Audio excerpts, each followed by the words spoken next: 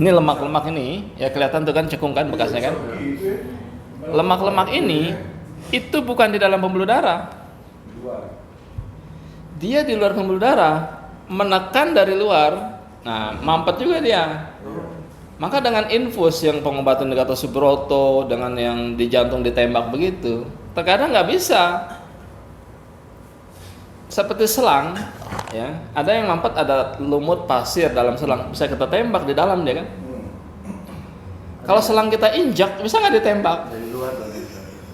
Tutup ya? Nggak bisa. Ini pengobatan infus yang jantung, yang di Salemba, yang profesor jantung itu, nggak bisa saya bilang. Pantas Ustaz, saya 60 kali sampai nginep di situ, 60 kali diinfus. Udah berapa puluh juta dia kan, dari Ponorogo dia datang. Saya bilang, Pak, ini lemaknya menekan dari luar. Kalau diinfus itu lemak-lemak plek-plek yang ada di dalam. Bisa dia tembak dengan infus, ya. Ini pressernya dari luar, mampet dia. Nggak bisa ditembak, ini di luar pembuluh darah. Ya kan?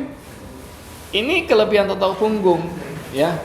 Dia mengurai penyumbatan yang ada di dalam pembuluh darah, ya, dan juga penyumbatan yang ada di luar pembuluh darah begitu.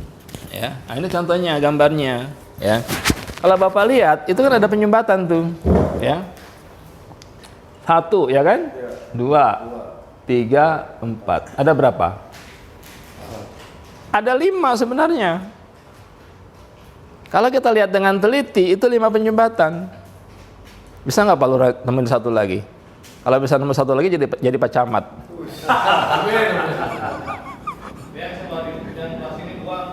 Ini 2. Nggak, ini 1. 1 lagi tuh yang ini. Oh iya. Dari kecil. Ini kan 1 garis seperti selang saya tekan tadi. Ini kan jadi 1 garis kan kalau ditekan kan? Ya kan, jadi 1 garis. Ini bukan penyumbatan di dalam pembuluh darah, ini karena pressure dari luar pembuluh darah. Dari ini hasil yang tadi ya? Iya. Ini kan lemak-lemak yang tadi yang menekan, ya. Yang bolong tadi. Ya, dia bukan di dalam pembuluh darah. Ya, dia di luar pembuluh darah menekan dari luar. Lemak di luar. Lemak di luar di jaringan tubuh kita yang menekan pembuluh darah. Seperti selang, selangnya keinjak bukan karena lumut di dalam selang. Selangnya keinjak gitu kan? Bisa orang obesitas gitu. Nah, betul. Di situ infus tadi yang ditembakkan tidak bisa. Ini harus di-bypass kan jantungnya kan? Harus di-bypass. Karena 5 penyumbatan, semuanya hampir 100%. Tambah 1 lagi itu total dia. Terblok karena tekanan dari luar. Lemak-lemak yang menekan di luar pembuluh darah, bukan plek-plek di dalam pembuluh darah. Di situ alat dokter tidak bisa bekerja. Mau dibor nggak bisa masuk alat bornya. Mau diinfus nggak bisa masuk obatnya kan gitu kan. Jadi ini 5 penyumbatan. Nah ini yang dari luar ini. Lebih panjang, lebih banyak justru dia kan. Lebih panjang, lebih banyak yang keluar itu. Ya, yang dari luar itu. Ya. Di sini kedokteran nyerah. Ditotok di ual-ual lemaknya tadi yang tebal-tebal tadi. Terurai dia. Tidak menekan lagi. Seperti selang tadi nggak kita tekan. Kan balik lagi dia normal. Ya. Itu keunggulan totok punggung dibanding ilmu kedokteran tadi. Wajar pasien saya di Salemba yang jantungnya tadi ada penyumbatan 40 kali infus, tidak ada perubahan sedikit pun. Pak, penyumbatannya bukan di dalam, penyumbatannya menekan dari luar. Mau diinfus 1000 kali pun tidak bisa selesai saya bilang, ya kan? Nah itu keunggulan totok punggung. Ketika kita urai, kita ual-ual tadi tuh, nah kita ual-ual ini kan, ya kan? Lama-lama dia nggak menekan lagi, ada ruang lagi nggak pembuluh darah? Ada ruang lagi dia, normal. Kalau itu di ual-ual berapa lama Pak? Ya tergantung lah. Tergantung kita kuatnya berapa lama juga. Yang ditotok sih bebas-bebas aja kan. Kembali lagi nanti Pak. Ya, nanti dia nggak menekan lagi. Ya kan? Nggak menekan lagi, normal lagi pembuluh darahnya, plong lagi napasnya, nggak jadi di bypass. Ya. Ada kebesaran Allah yang luar biasa. Saya punya pasien dari pilot Sriwijaya Air, harus di bypass. Penyumbatan lebih dari ini Pak, mungkin sudah 10 penyumbatan. Dan semuanya hampir 100%. Kata dokter tidak bisa lagi Pak, harus di bypass. totok tiap hari, 2 kali sehari. Penyumbatan sudah bersih, tinggal 1 penyumbatan. Macam inilah. 100% tapi. Yang lainnya sudah bersih tuh. Tapi masih ada 1 penyumbatan 100%. Kata dokter Disub, Pak, tetap harus di bypass. Kata dokter Disub kan? Karena beliau pilot kan, keputusan dokter Disub. Di kateterisasi ulang, ya, dilihat lagi di CD-nya itu kelihatan. Ternyata tidak perlu di bypass. Sudah kita totok, ternyata kebesaran Allah, Pak. Muncul pembuluh darah baru.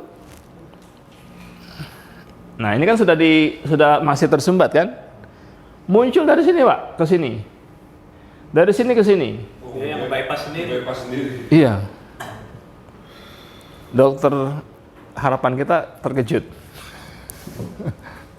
Dilihat CD-nya kan sama ahlinya kan? Karena Disub putuskan harus di bypass. Ini tetap ada blok 100%, ya. Tetap harus di bypass. Second opinion kita bilang, dia ke profesor harapan kita dicek lagi. Wow, ini sudah ada pembuluh darah baru muncul. Tidak perlu di bypass. Sudah terjadi natural bypass. Itu Pak, cerdasnya tubuh manusia. Ternyata bisa muncul, bukan hanya saraf yang bisa muncul lagi dan normal lagi, ternyata pembuluh darah pun bisa muncul lagi. Subhanallah. Nambah nggak iman kita, Pak? Kita belajar ini, Pak. Ya Allah, betul-betul kebesaran Allah di situ. Ilmu kita nggak ada, ternyata dapat ilmu banyak dari pasien. Nggak pernah terjadi natural bypass macam itu kan? Yang ada ya di bypass kan begitu, ya. Ternyata nggak perlu di bypass. Sudah terjadi supply.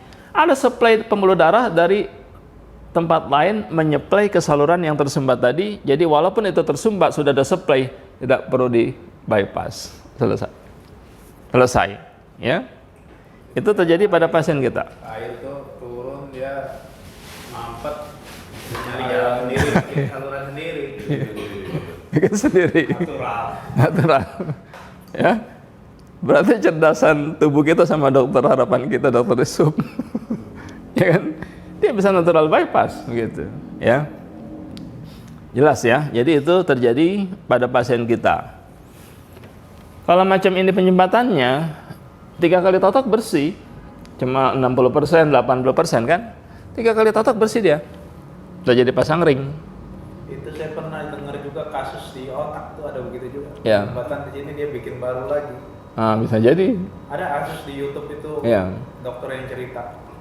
Betul. Ajaiban katanya itu. Betul. Pembuluh baru. Ya. Terjadi, betul. Ya. Jadi hal-hal seperti itu ada terjadi dalam tubuh manusia yang cerdas itu tadi. Kita kembalikan pada tubuh kita, ternyata lebih hebat dari dokter. Jadi kalau itu masalah muncul dalam tubuh kita, tidak perlu ada intervensi dari dokter tadi. Jadi alami tanpa operasi, ya, alami tanpa operasi. Ya ini plek apa itu penyempitan biasa lah kita anggap ya 80%. Ini totok 2-3 kali dia bersih kok insya Allah. Dokter bilang pasang ring kan gitu kan? Tidak perlu pasang ring insya Allah, ya. Jelas ya? Masa corona udah dari situ ada, Pak. Kenapa? Itu coronari. Ya. Saya sering masuk ruang ICU. Ini pasien saya di Ambon, rumah sakit Ambon, rumah sakit tentara di Ambon.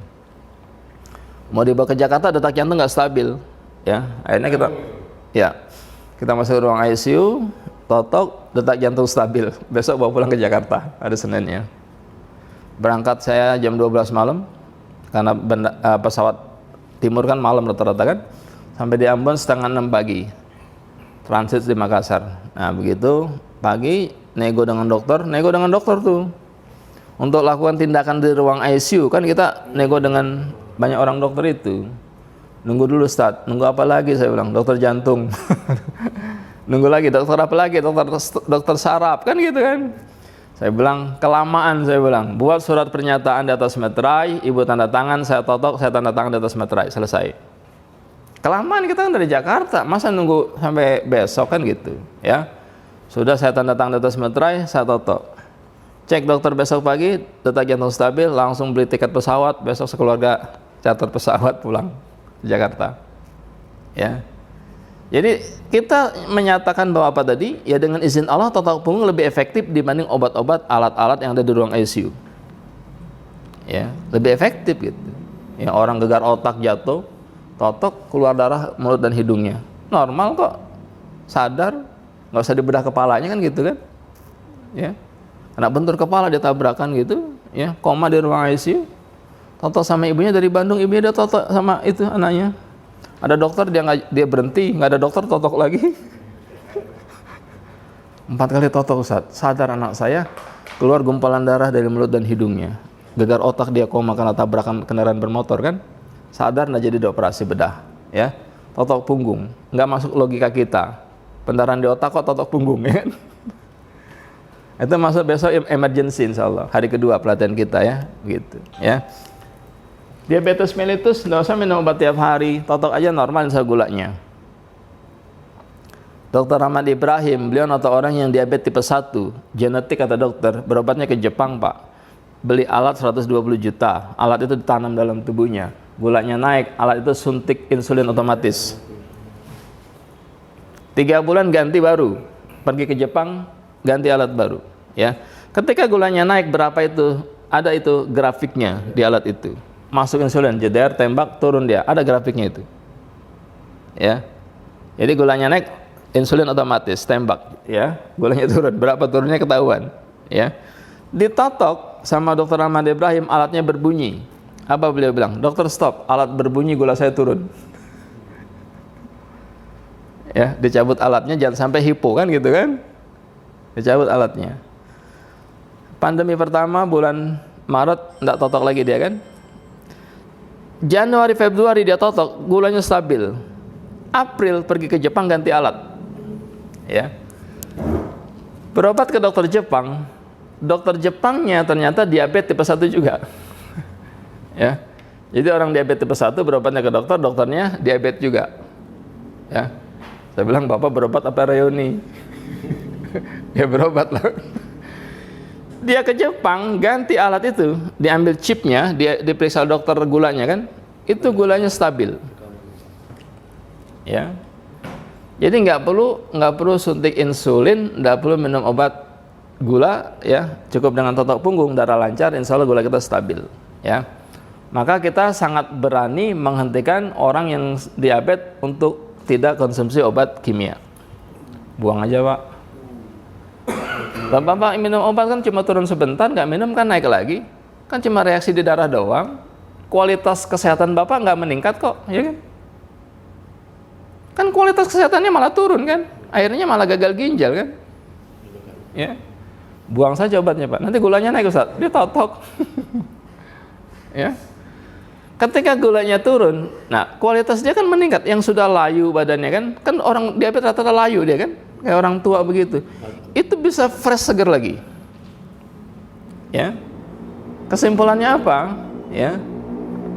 Ternyata totok punggung itu bisa meregenerasi sel-sel yang rusak hingga lebih cepat dia regenerasi. Kenapa kita sakit? Karena banyak sel yang mati, tidak terjadi regenerasi sel. Ya, kita jadi sakit kan gitu, ya. Dengan totok darah lancar itu regenerasi sel lebih cepat, ya.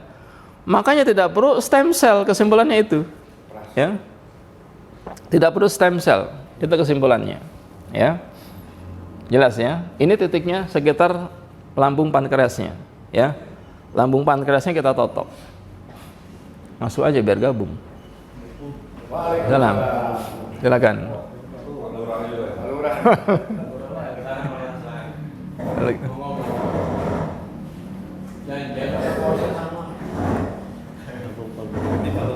Oh, masya Allah. Ya. Alhamdulillah masih bisa ketemu ya. Lanjut ya. Jadi secara alami dia mengurai gula dalam tubuh kita. Secara alami gulanya itu bisa normal. Ini tidak perlu obat-obat untuk menurunkan gula. Ya. Bahkan yang sudah layu badannya itu, ya karena dia menggerogoti tadi apa itu kayak jadi apa lemah dia kan, impoten juga kan, otomatis tuh impoten juga dia.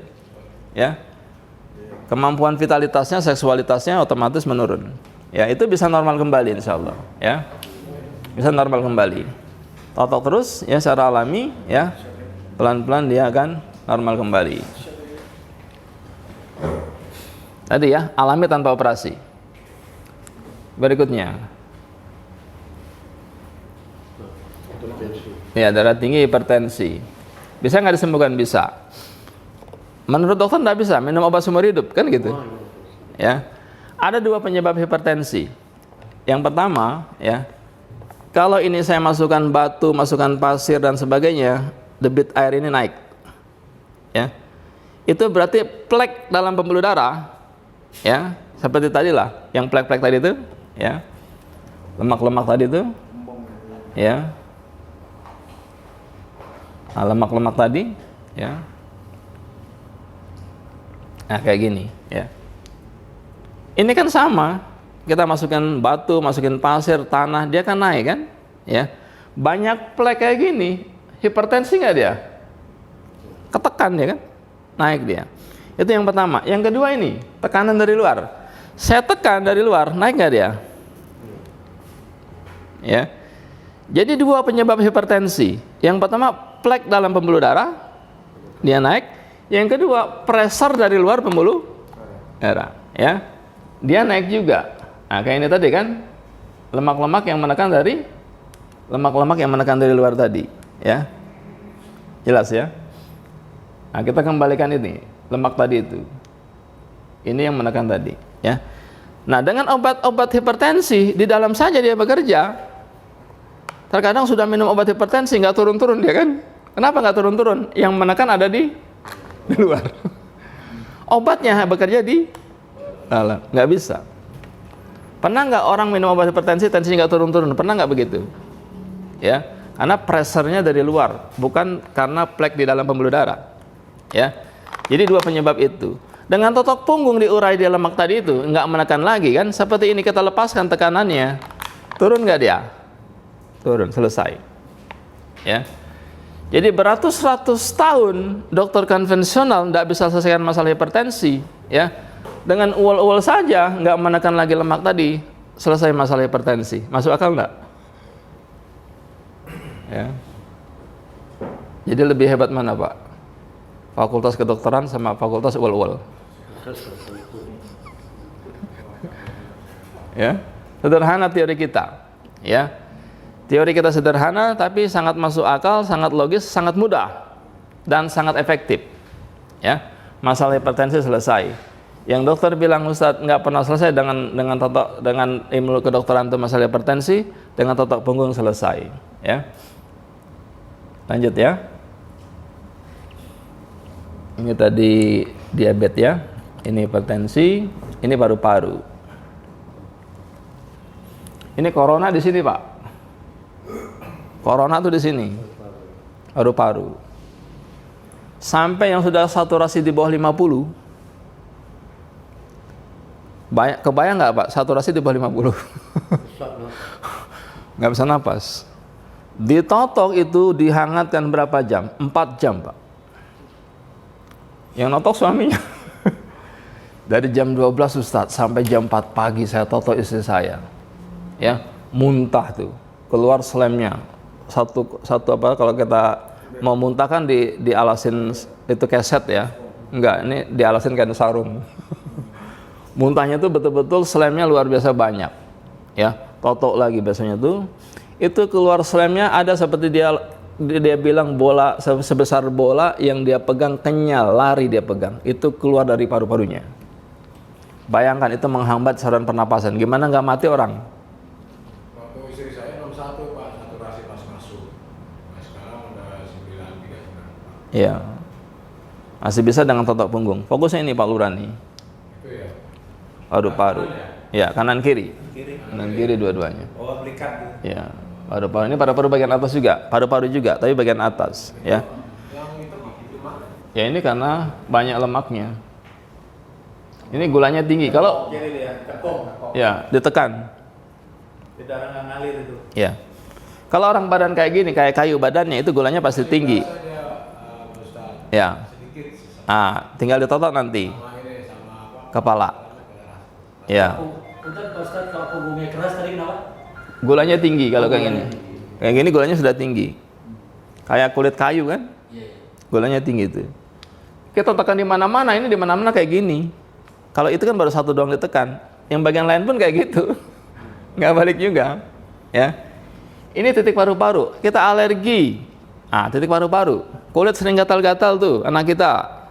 Biduran, bentol-bentol, salah makan udang bentol-bentol, titik paru-paru.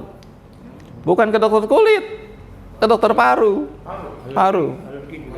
Alergi paru-paru, asma paru-paru, sinusitis, bukan dioperasi kelenjar sinusnya, totok paru-parunya, nanti keluar selemnya, bersih, hilang sinusitisnya.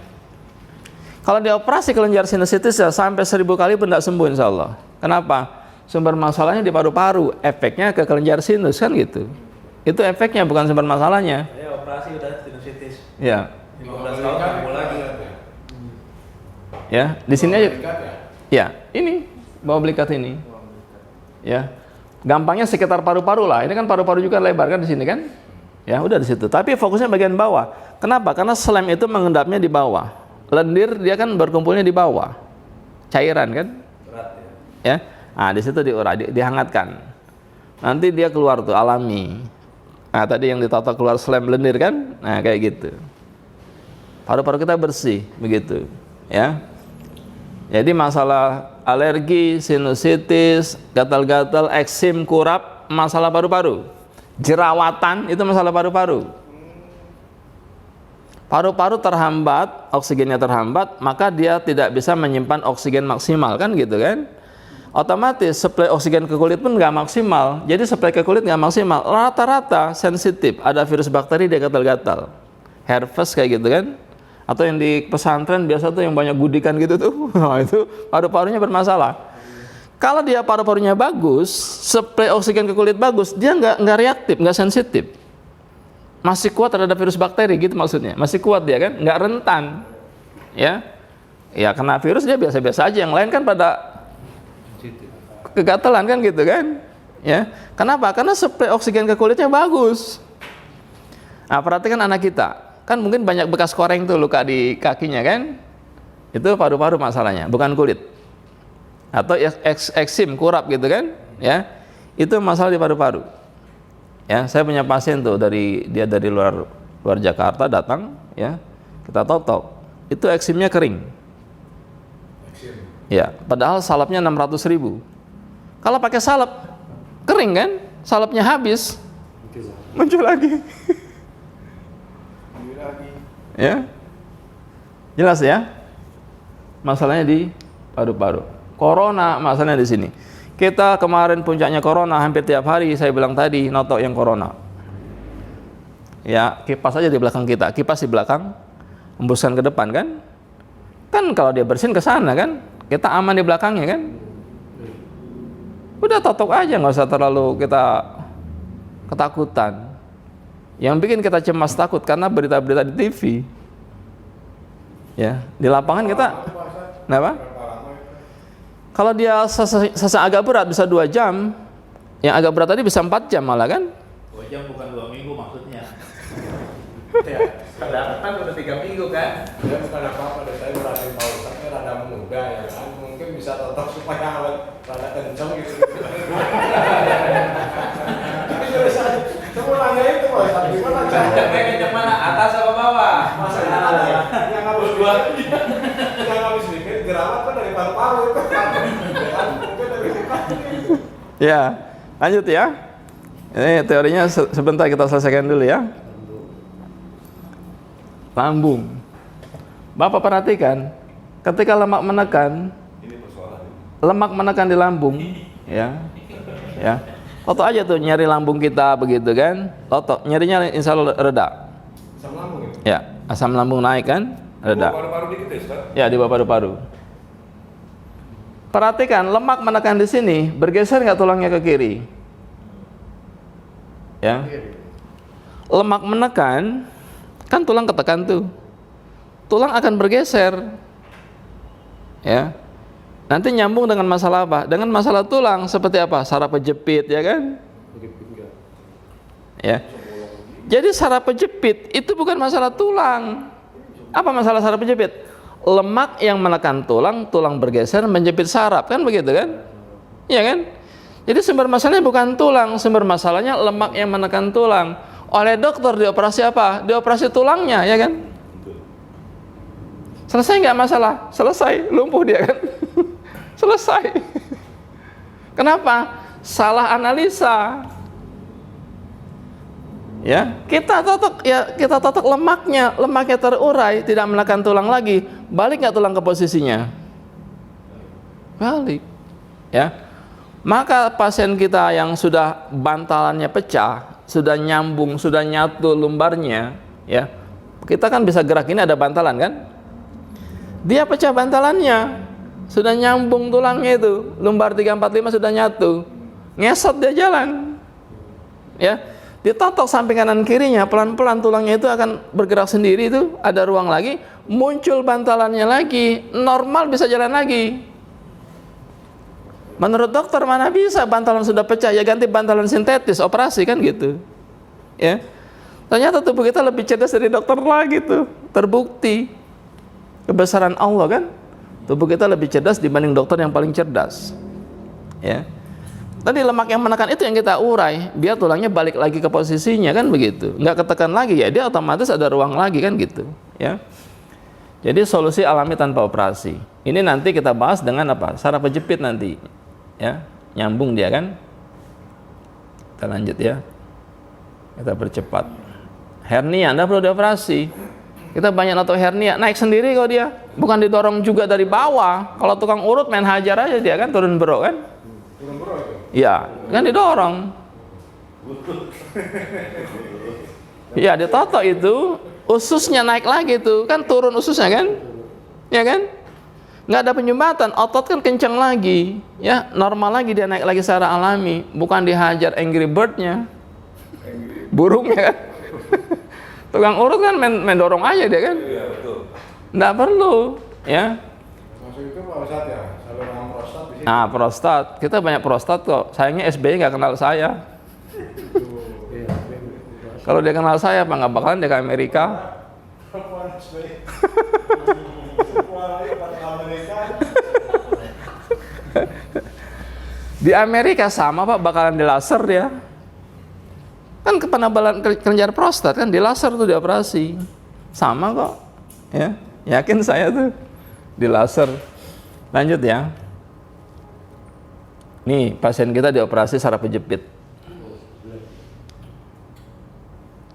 Masalahnya bukan di tulang, masalahnya di samping tulang. Ini masalahnya. Ya kan? Kan ketekan tulang bergeser kan? Yang menekan kita lepaskan. Jadi bukan karena jatuh saraf penjepit, bukan karena jatuh Pak. Kalau dia kena jatuh saraf penjepit, hari itu dia jatuh, hari itu saraf penjepit, itu kena jatuh, jelas. Ini kan nggak kenanya 20 tahun kemudian kan? 10 tahun kemudian kan begitu. Dokter tanya, Bapak pernah jatuh ya? Kan begitu dia tanya kan?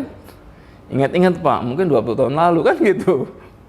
Ya saya bilang, Pak jatuh mah kita biasa, kecil main bola jatuh, naik sepeda jatuh, jatuh dari motor, dari pohon, jatuh miskin pun biasa. Ya kan gitu. Saraf penjepit bukan karena jatuh, saraf penjepit karena lemak yang numpuk selama 20 tahun, bukan jatuh 20 tahun lalu. Ya. Artinya apa? Yang diurai lemaknya itu, bukan tulangnya yang dioperasi, kan gitu kan? Ya.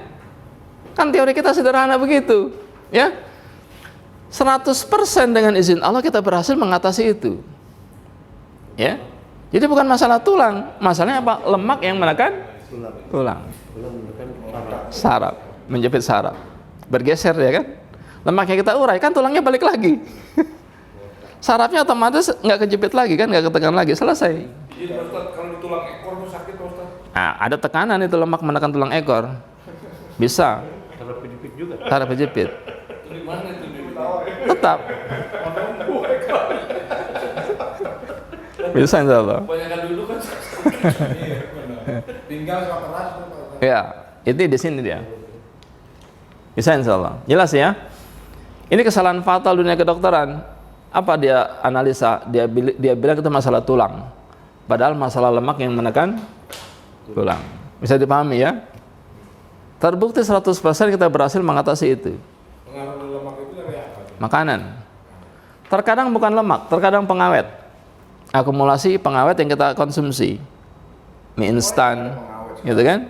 Ya, pengaruh ya. Kita kebut nih biar selesai teorinya ya. Ambeien tidak perlu dioperasi, ya. Jelas ya, itu titiknya ya kira-kira ya. Ini titiknya ya. Tadi apa? Alami tanpa operasi ya, batu ginjal. Tekanannya di situ. Ini kemarin sampai 22 batu ginjal itu rontok semua tuh. 22 dikumpulin. Hari ini 4, besok berapa dikumpulin tuh.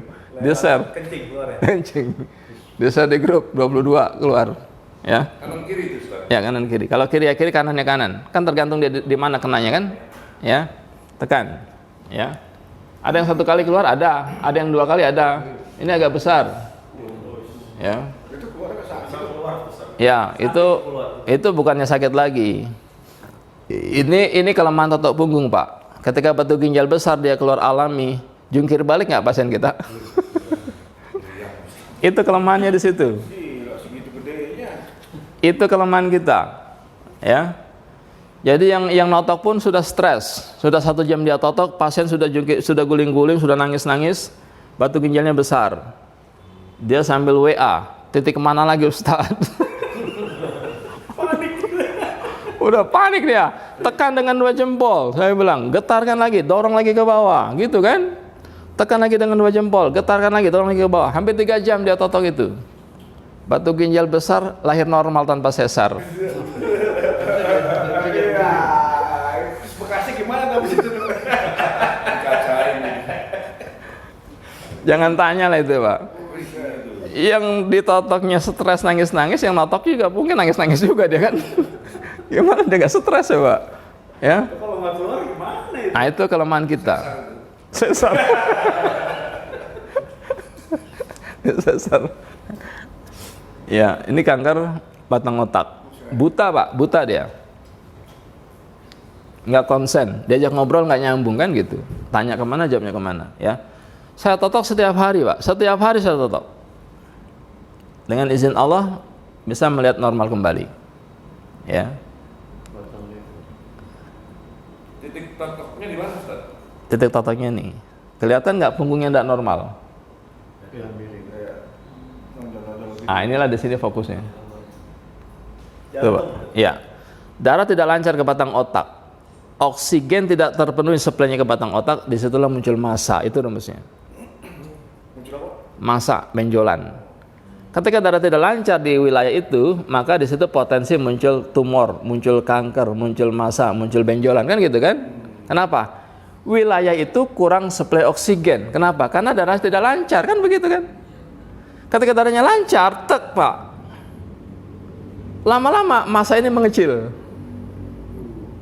Bisa melihat lagi, bisa. Kenapa? Yang menekan saraf mata sudah mengecil dia kan? Otomatis saraf matanya normal kembali. Bukan dioperasi batang otaknya, tapi dilancarkan darah ke batang otak.